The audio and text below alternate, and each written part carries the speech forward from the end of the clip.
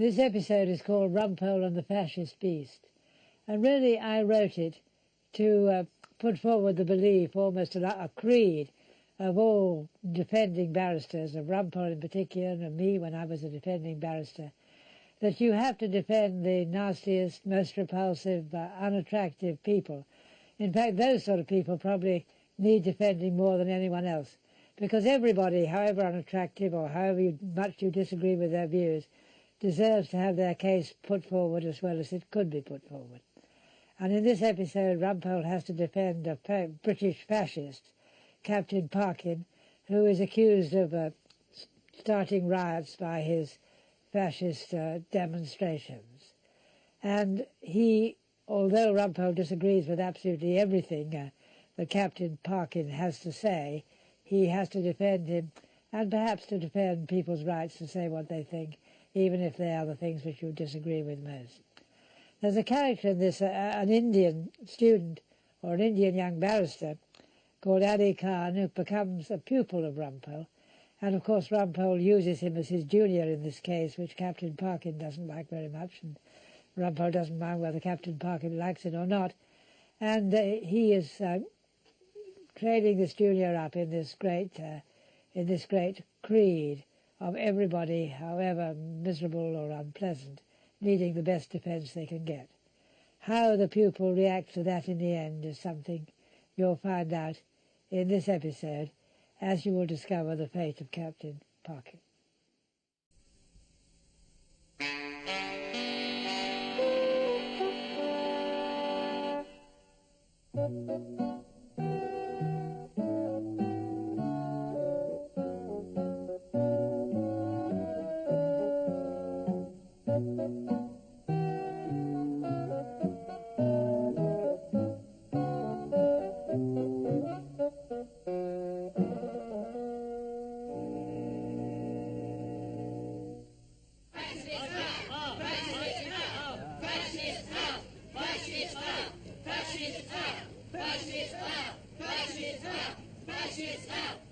Our blackface, brown, yellow, delicately tinted. We want them to be thoroughly at home. Their own home, ladies and gentlemen, not ours. We want the African pickaninny to be happy under the skies of Africa. We want the Indian to have equal opportunity in Delhi and Calcutta.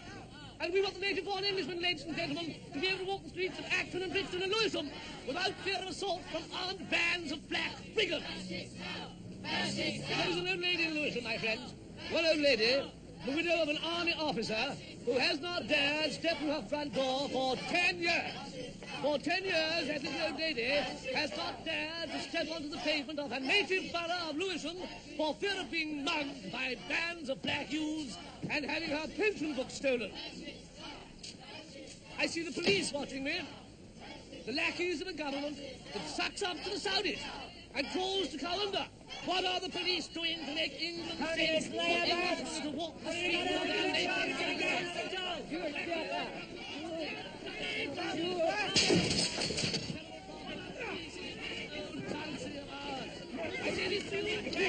My friends, the answer is blood.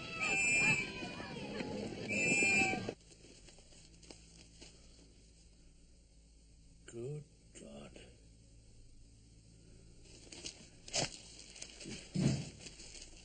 Rumpole! It's good news. This is where I came in. I've got a tin of mulligatawny soup. Oh, congratulations. I've seen all this before. Fascist marches in London. There'll be gas masks next. Call up the RAF ground staff. And I managed to find some frozen beef burgers. Powdered egg. Whale steaks. What was it? J.B. Priestley on the wireless. Songs by Dame Vera Lynn. I had to go all the way down to the tube station. I don't think I could stand that whole damn program round again. There we are. Thank you.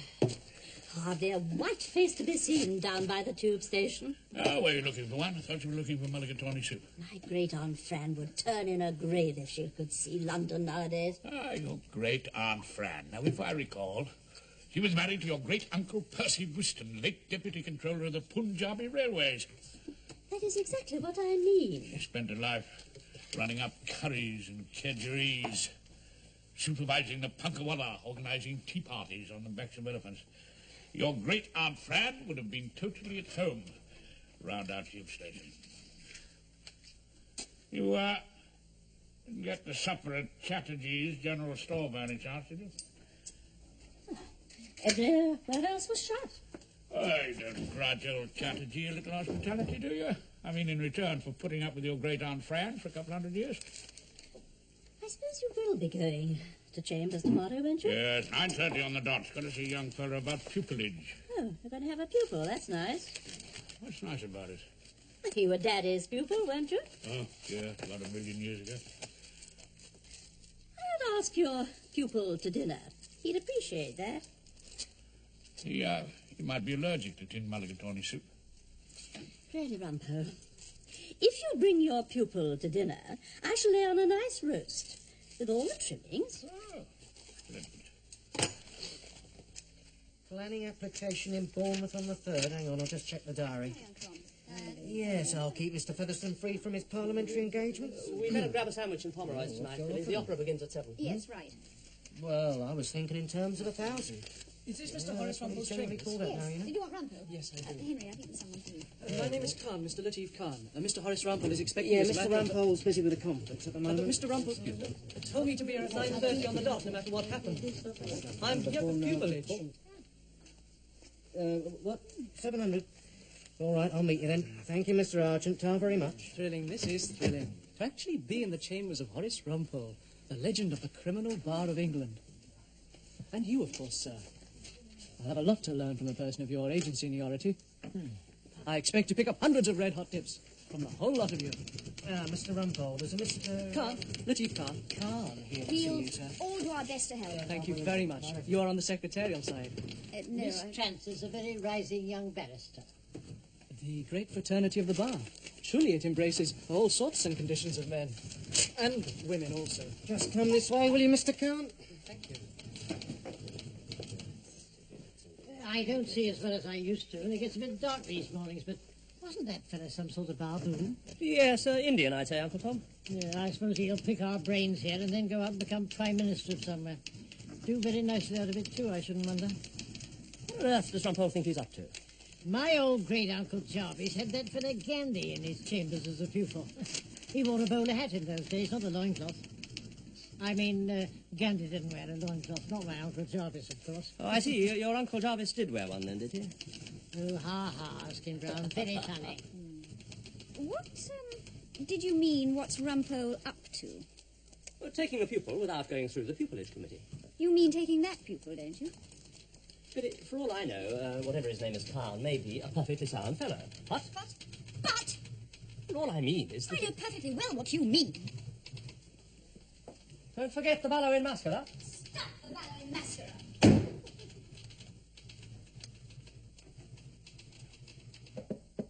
Enter!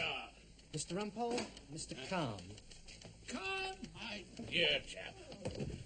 You come warmly recommended from the inn.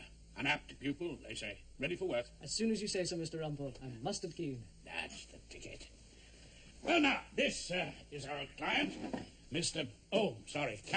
Captain Rex Parkin, and our instructing solicitor, young Simmons. How do you do? This is my new pupil. Latif Khan at your service, Captain.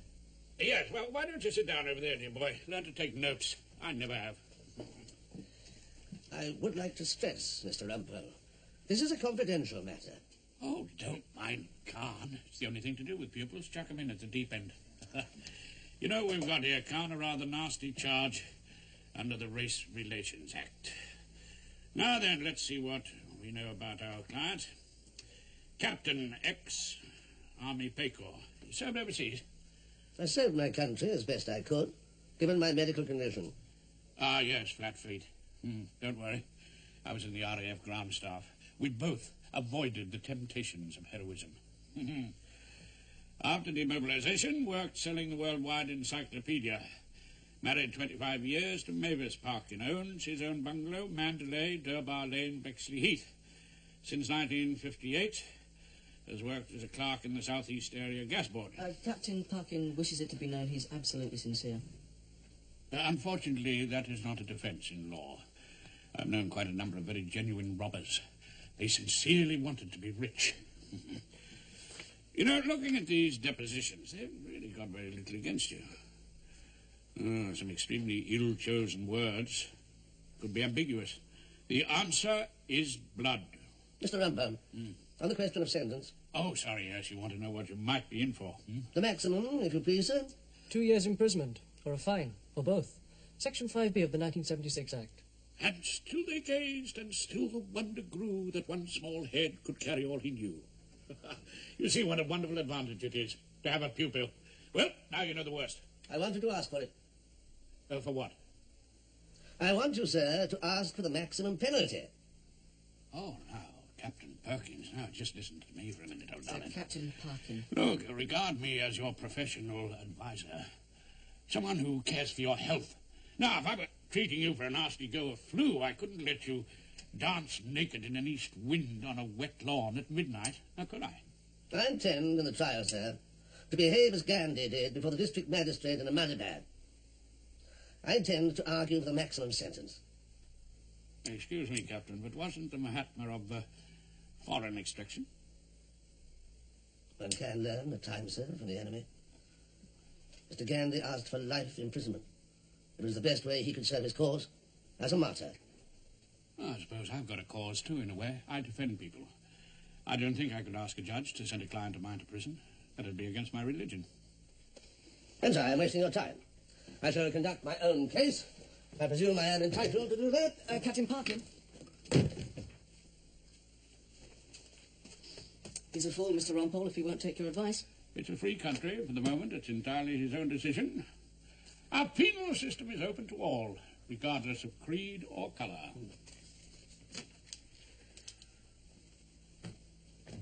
Now, come.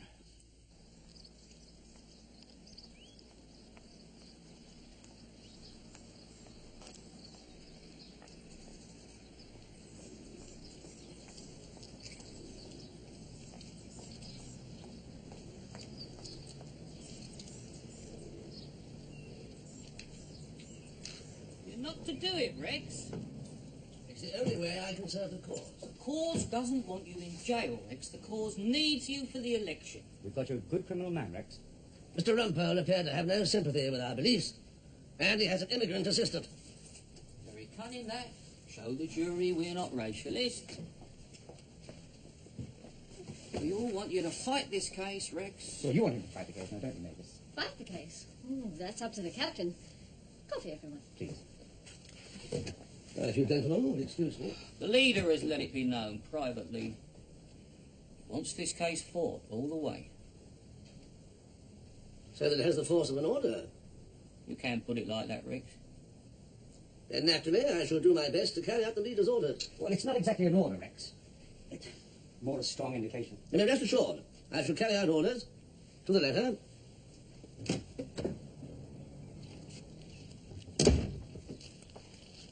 Fine old English gentleman.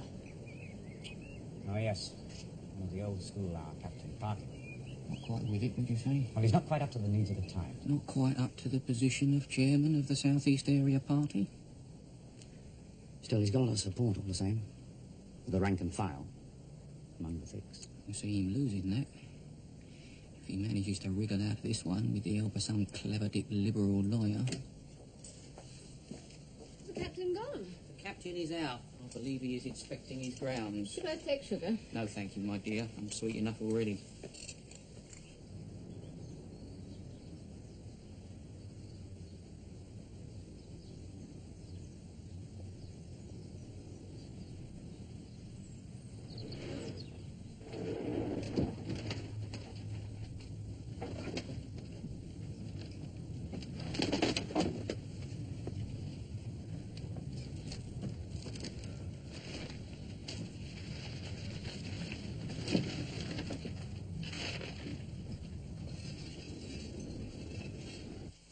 to tidy everything away, all right? Yeah. Miss Trant, your indecent assaults at Knightsbridge tomorrow, you know, not before 2:30. Thanks, Henry. I'll read the brief tonight. No, you won't, Philly. Won't I? No, tonight's the opera. I told you. It is Pavarotti and Contrebass. We're in the Grand Circle. Darling, the seats cost me more than you'd get for 2 indecent assaults. Do be sensible. You can read the brief in the morning. No thanks. I believe in preparation. Good night, Diane. Good night, Miss Trant. Billy, you don't need any preparation. Not for an indecent assault. I can put up with almost everything about you, Claude. I don't mind you driving at 20 miles an hour with your hat on and your seatbelt fastened. I can take long descriptions of your triumphs. Excuse me. Good night. Good night, Henry. Cheerio. See you tomorrow. Your triumphs in a hire purchase case over dinner. I can live through a whole weekend in Guildford with your mother. And I'm even prepared to accept your blind and unquestioning devotion to Mrs. Thatcher. But one thing I will not put up with. Oh, yes, and what's that? Racial prejudice. Good heavens. I'm now going home.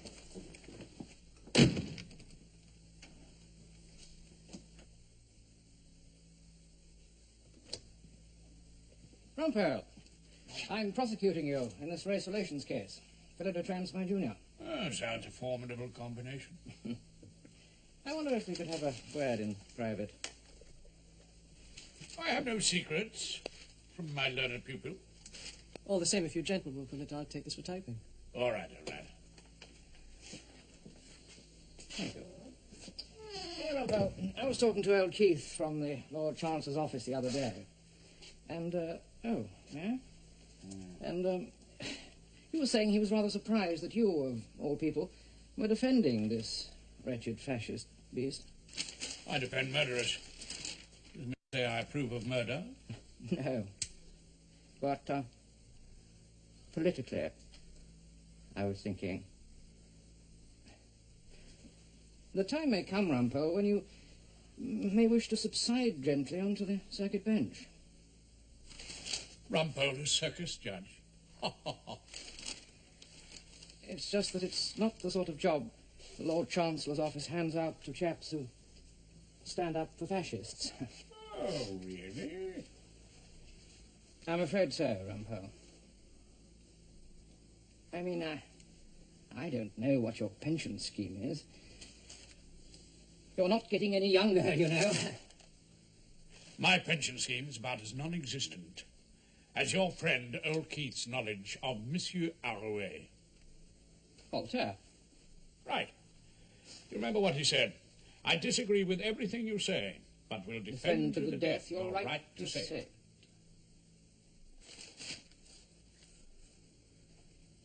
it. Perhaps you might like to read that out to the jury when you open the little matter of the Queen versus Captain Rex Parkhead. Well, Diane, there's this king, and his best friend falls in love with his wife. Oh, yes. And a friend joins a band of conspirators and kills the king at a masked ball. Un ballo in maschera, you follow. That's the last act. It sounds terribly sexy. Yes, why, I suppose it is, really. It certainly has the finest love duet in the entire Verdi canon. You'd enjoy it, Diane. I'm sure I would. Good. Excellent. Well, it starts at 7 o'clock. They're first-class seats, incidentally. £20 each in the Grand Circle. Oh, I'm sorry, Mr. Erskine-Brown. I can't go with you. My boyfriend's taking me for Chinese. Oh, really? You don't look Chinese to me at all. Sorry, what was that, Mr. Erskine-Brown? Oh, nothing much. Just my little joke. Oh, Diane, I know it's late, but here's a short advice from Mr. Rumpole. Needs urgent typing. Can't? You're not... you're not an opera buff by any chance, are you? Excuse me, Erskine-Brown? No, I was just wondering how much you cared about music. Opera, singing, that kind of thing. I once saw Lucia de Lammermoor in Lahore. A small touring group with the British Council. That poor lady going off for Russia. I found her very charming. Good. Well, come with me tonight. I've got a couple of tickets. I'm afraid I cannot. Tonight I have a social engagement. Henry gone?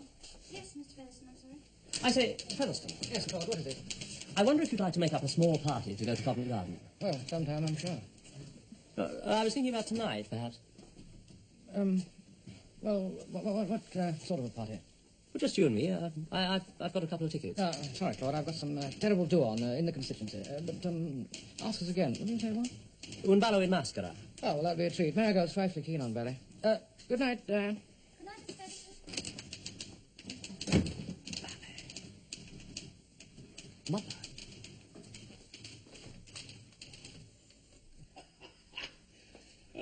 Yes, that was old Judge Darcy. Ah, there we are. Judge Darcy was a most exquisite judge. He always used to adjourn at 11:30 for a glass of dry sherry and a nibble of biscuit. There we are. Well, these two chaps have been caught misbehaving themselves under Waterloo Bridge.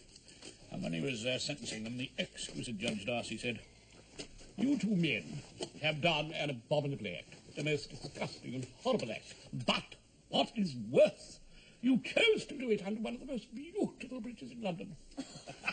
Rumpole. I didn't realise. Can you eat beef?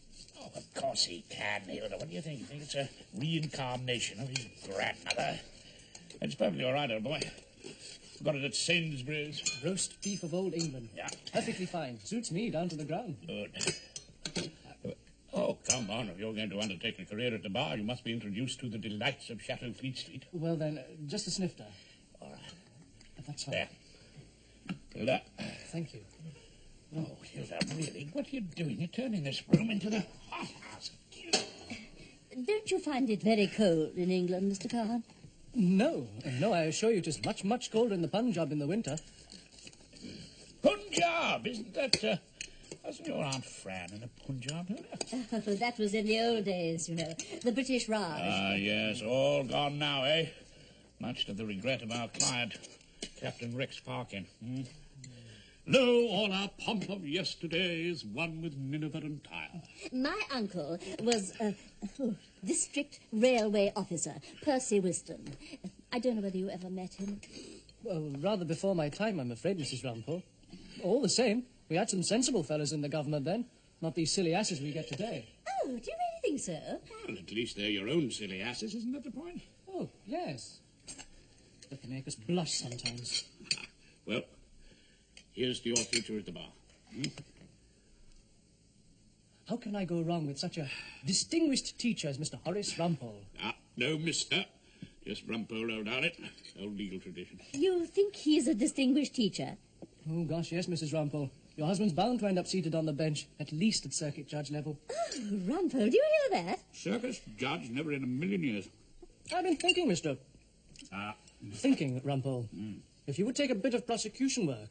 That seems to be the path to the bench nowadays. Mr. Khan, that is exactly what I'm always telling you. I don't fancy the idea of people being locked up with their own chamber pots. Well, not for years on end, anyway. I wouldn't like to cross-examine them into it. I certainly wouldn't like to sentence them to it, either. Well, someone has to do it, Rumpole. That's what I always say, isn't it, Horace? Oh, somebody's got to clean out the sewers. As long as it's not me. You know, Mrs. Rumpole, I don't entirely agree with my learned pupil master. There are two dreadful Pakistani students in my digs, and I can swear they stole my transistor radio. Well, I'd send them inside double quick. Mr. Khan, oh dear, I've forgotten the horseradish sauce. Silly me. Just wait there a minute. All right, Ella, we're not going anywhere. Well, go on, old dad. Your future at the bar will hold no further terrors for you. Well, what do you mean, Rumpole? The Lord Chief, the Courts of Appeal, the House of Lords, the Uxbridge Magistrate, all be child's play for you, like shooting fish in a barrel. Now that you've dealt in so masterly a fashion with the Ayatollah. With who? She who must be obeyed. My wife. Well, I honestly think Mrs. Rumpole has a point, though. Oh? You should think in terms of judgeship in the years to come. Be a judge? Never in a million years. Oh, drink up.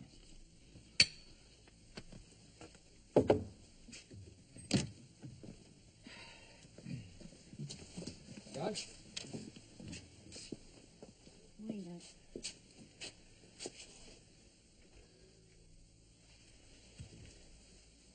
You are an O.B., Rumpole.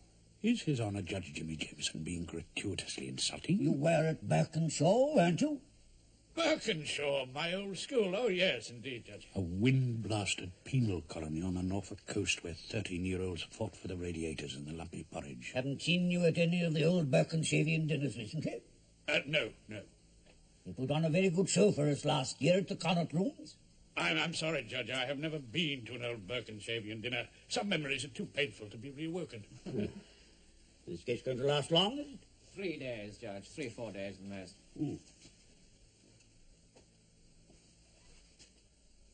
Now I remember.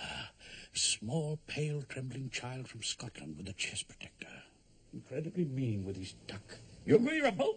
Yes, I quite agree, Judge. Just wanted to get the timing from you fellows. Hoping to get in a week's fishing, starting on Monday. You remember our last case, Rumpole? The Paddington affray. The crowd of pickaninnies scrapping with knives on Paddington Station. The only real worry was a passing white might have got hurt. Oh, dear. Oh, my ears and whiskers. We can hardly hope for a trial in the spirit of Voltaire.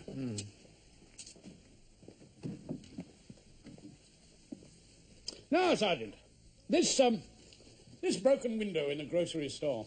Yes, sir. You have no way of knowing whether the perpetrator of that act had heard my client's oration, have you? No, sir. No, so the window could have been broken by anybody. Yes, it might. A destructive schoolboy, for example. Perhaps.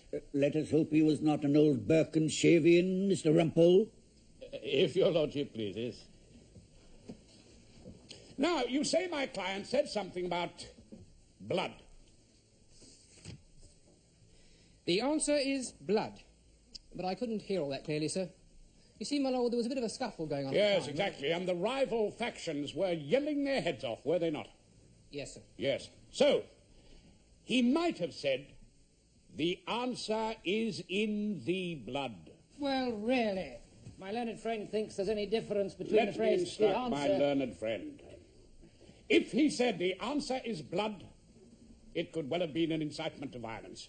Oh, well, I'm glad that my learned friend at least appreciates the point of the prosecution's case. But if he said the answer is in the blood, then he was merely referring to some supposed difference in racial characteristic, and the remark was quite innocuous. There is a clear distinction, is there not, Mr. Featherstone? If your lordship pleases.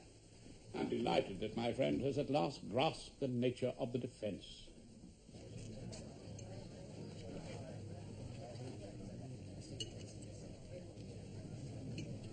Hello. Oh, hello. I just thought I'd make sure you're getting on all right in Chambers. Perfectly well, thank you. You know, when I first came to Chambers, they told me they didn't have the lavatory accommodation. Suppose they tried to fob you off with the same thing. Pardon me? Telling you they hadn't got a key to the loo. No, indeed, Miss Trant. I had no trouble at all getting into the loo. We're the same, aren't we? I mean, we have the same problems. I do understand. Miss Trant, would you think it an awful cheek if I asked you what you're talking about? Oh dear, yes, I'm saying all this so terribly badly. What I mean is, I want us to be friends and sort of allies. I'm not in a position, Miss Trant, to form any sort of alliance. My father's gone to considerable expense to send me to England to equip me for the noble profession of the bar. He did so on condition that I form no alliances. Now, if you'll excuse me, I must get back to my pupil master.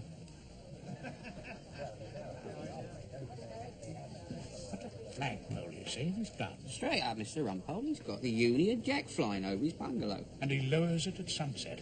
Good Lord. Keeps pigeons, you say? That sort of stuff any use to you? I should say extremely useful. Well, my learned pupil, back to the battlefield. Thank you.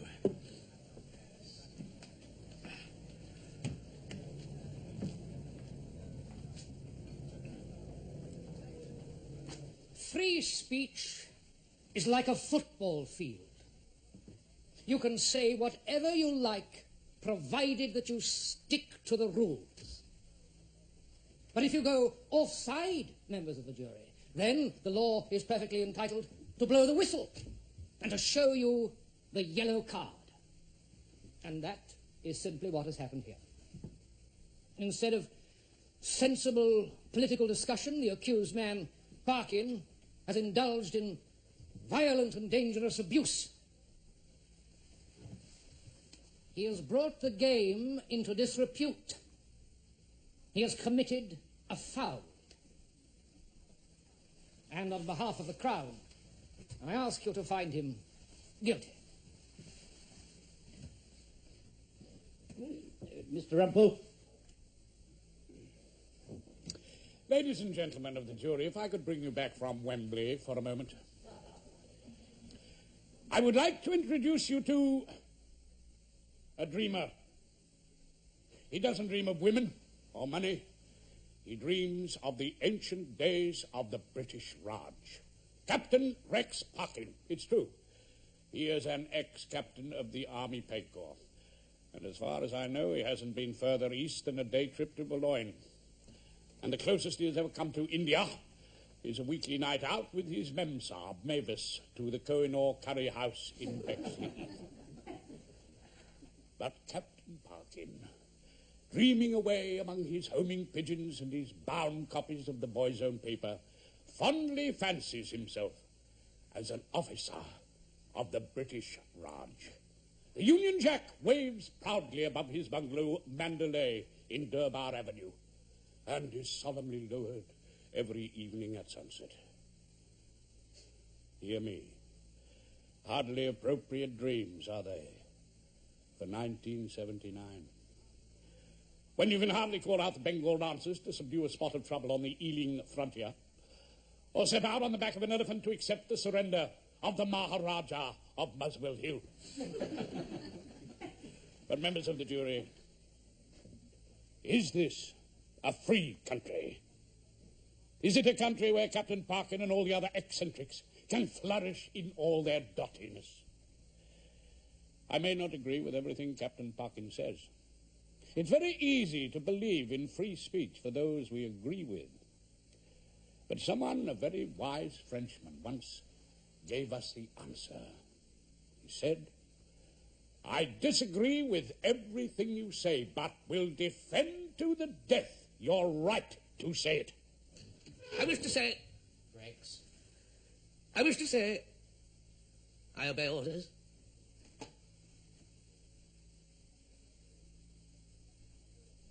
Members of the jury, what the defendant is alleged to have said is that most of us are happier in our own homes. I'm sure you remember the lines of Robert Burns. My heart's in the Highlands, my heart is not here. I, myself, am a native of another country. I was born in Kirkcudbrightshire. Often amid the bustle of London's traffic, I long for the peace and quiet of the little village where I was born, and where I hope in my retirement to return. The answer is in the blood. I don't suppose I should be the least bit upset if someone said that about me. I do indeed have different blood in my veins. The blood of the Clan Jimson of the Glen. I don't think I can help you any further, ladies and gentlemen. You will go out now and consider your verdict. I swear to take the jury to some place of convenience and not allow any person to speak to them or speak to them myself except to ask them whether they be agreed or no.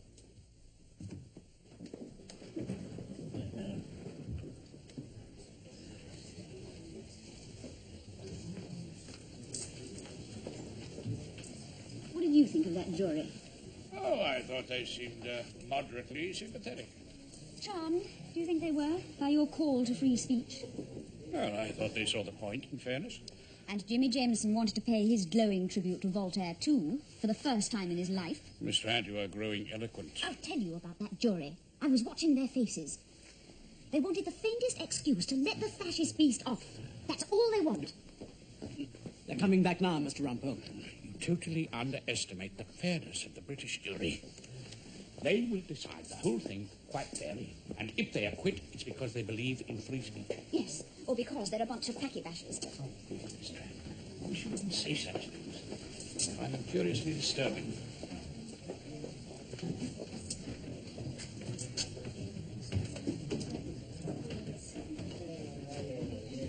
The outstanding in court.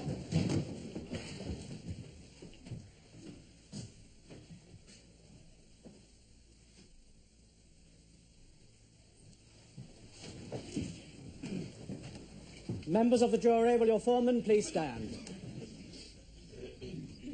Have you reached a verdict which you all agree? Please answer yes or no. Yes. do you find Mr. Rex Parkin guilty or not guilty of incitement to racial hatred? Not guilty. Very well. The defendant may be discharged with one word of warning. Be careful how you express your views in public. They may be misunderstood. I will rise now. The upstanding in court.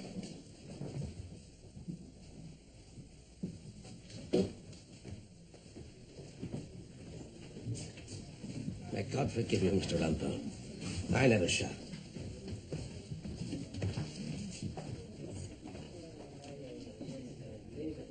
In a pitiful attempt to save his own skin, Rex Parkin showed the yellow streak. Gentlemen, he allowed his barrister in a so-called court of law to pour scorn on the party to make us a laughing stock at the Old Bailey and in the national press. Therefore, I beg to move Sydney as Deputy Chairman and Gentleman. Rex Parkin, having proved himself unworthy of the high office we have entrusted to him, be removed as Chairman of the South East Area Party. Any other gentleman second? I second. Have you anything to say, Rex? No, nothing to say. All those in favour, please indicate in the usual manner. Carried by an overwhelming majority.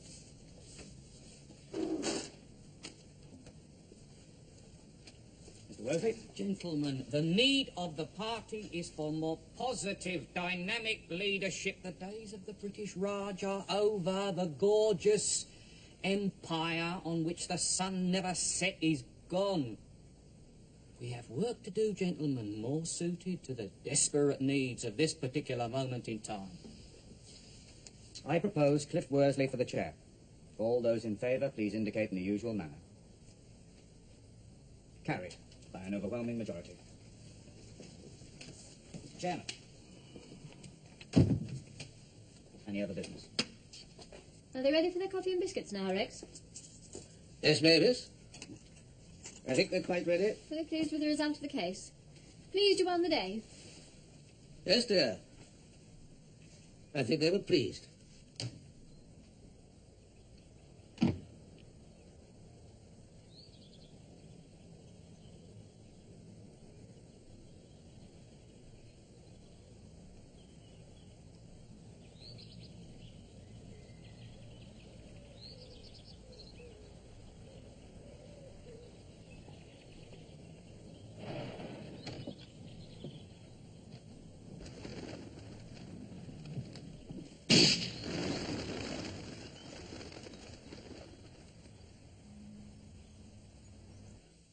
So, the departure of George Frobisher to the Circuit Court bench has left something of a gap. I was just saying, the departure of George Frobisher to the Circuit Court bench has left something of a gap in chambers. Clearly, we need a new tenant. Clearly. What do we need? A new tenant, Uncle Tom. Askin Brown, perhaps you'd like to fill us in on the candidates. There seem to be two main contenders. Well, we have had an application from Owen Glendower-Jones. He wants to move up to London. He has a very sound practice in Bilf Wells. It seems he will bring us a large number of Welsh solicitors. Yes, that's what I'm afraid of. Oh, really, Rumpole? Oops, sorry, I forgot about the Race Relations Act. I've seen Glendower-Jones. He seems to me to be an admirable candidate. I do miss old George Frobisher. I can hardly see myself revelling in Pomeroy's wine bar with Glendower whatchamacallit. Well, the other candidate is Rumpole's pupil, Latif Khan. Yes, Khan's something of a special case. Oh, yes, I was a special case, wasn't I? Now, Phil. No, I'm going to say this. I was a special case when I joined Chambers. No one wanted a woman. I had this extraordinary difficulty getting hold of the key of the Louvre, and Henry had to go through the whole embarrassment of explaining that the barrister he was sending to the county court might turn out to be a woman. Now he'll have to explain that he's a... Well, what do you want me to say, a tinted gentleman? It doesn't matter how good we are. We start out with a built-in handicap. That's what you mean by a special case, isn't it? As a matter of fact, what I meant was we're under considerable pressure from the Bar Council. I also happen to know the views of the Lord Chancellor's office. Keith's tremendously keen on places being found in Chambers for overseas applicants. Well, I wouldn't, speaking for myself, be influenced by the wishes of the Bar Council, or indeed by the Chancellor's Department. No, I'm sure you wouldn't. But I have given a certain amount of paperwork to Khan, and I happened to be in Bow Street the other day, waiting, when I saw him do a prosecution, standing in for Hoskins. You were waiting in Bow Street? Yes, I had a licensing application. Oh, it's all right, old love. I wasn't suggesting you'd be nabbed for soliciting. In my opinion, Latif Khan would make a useful and hard-working member of Chambers. Good. He also has genuine, if not particularly formed, musical tastes. He can already feel his way around Donizetti, and I'm hoping to steer him towards Wagner. I've promised him an evening at the Garden, Philly. I bet he'd rather have another afternoon at Bow Street. Well, thank you, Erskine Brown. Thank you for your contribution. Now, perhaps we could take a vote. All of those in favour of Owen Glendower Jones? Is that the darky? No, Uncle Tom.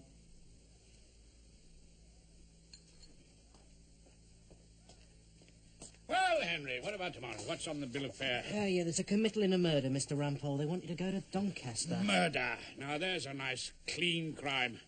Death without creed or colour. That was a remarkable win you had in our race relations battle. Not a complete triumph. My client shot himself with his illegally retained officer's sidearm, and there's a motion in the House to censure Judge Jimmy James. Yes, that's all over the papers. Why did your chap kill himself? Bad business. God knows what he would have done if we'd lost. Good night. Just come from the Lord Chancellor's office. Oh, for me? Mr. Rumpole? Yeah? It is for you. I don't know what's the matter with the Lord Chancellor. Always writing letters. Good night, Miss Featherstone. Good night. Ah, my dear Count. My dear father.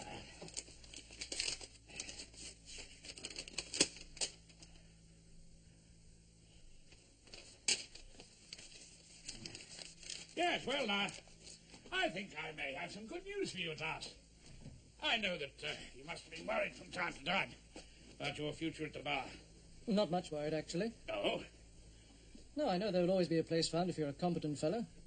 Oh, do you? Do you really? Oh, yes. I mean, the standard is just not so terribly high, is it?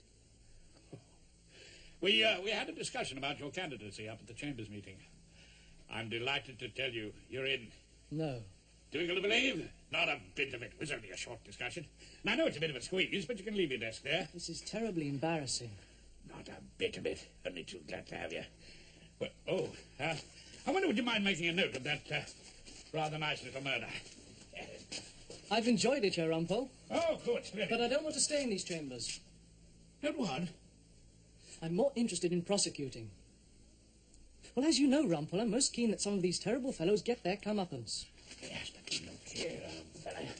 You can get prosecutions in these chambers. I mean, I don't do them, but there's Careless driving, Rumpole. Take and drive away. Small potatoes. I'm after the bigger fish.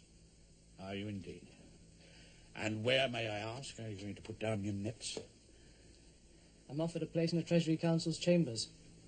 We have a direct line there to the Director of Public Prosecutions. With great respect, it doesn't seem to me that you fellows have too much contact with the powers that be. I'm sorry, Rumpole. I've admired your way of doing cases. It's your technique to laugh at them, isn't it? I suppose that's what Captain Rex Parkin found a bit too much to bear. I wouldn't have thought you'd feel he was a great loss to society. It's what is coming after him. That's what makes me so nervous. Ah, yes. Well, it's your decision. You must do exactly as you think best. Well, you're quite wrong, you know, when you say these chambers have no connection with the powers that be. A letter from the Lord Chancellor's office. Invitation to a little chat.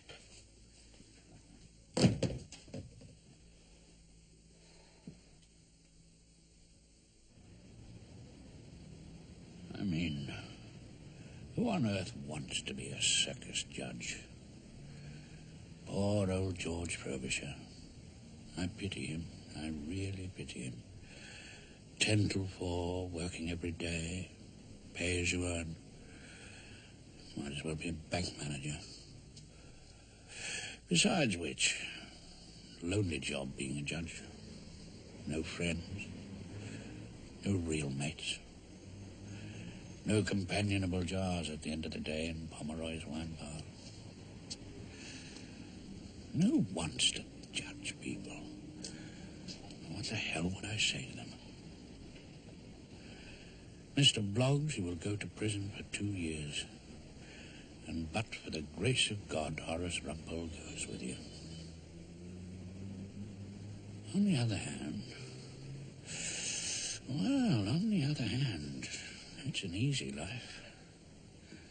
I mean, you sit there without any strain or worry.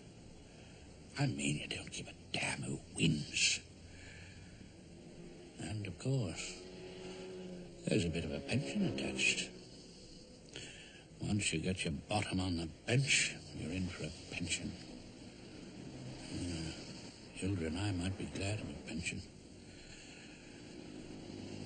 I suppose you could do a bit of good as a judge. Show appropriate mercy. Madam, you are more sinned against than sinning. The sentence will be half an hour's imprisonment, which you have already served. You are free to go. Look of cold fury on the officer in charge of the case. Being a judge might even provide Rumpole with a certain amount of harmless fun. Yes, I have thought it over most carefully, Keith. I must say I'm not totally opposed. Oh, good. Very good.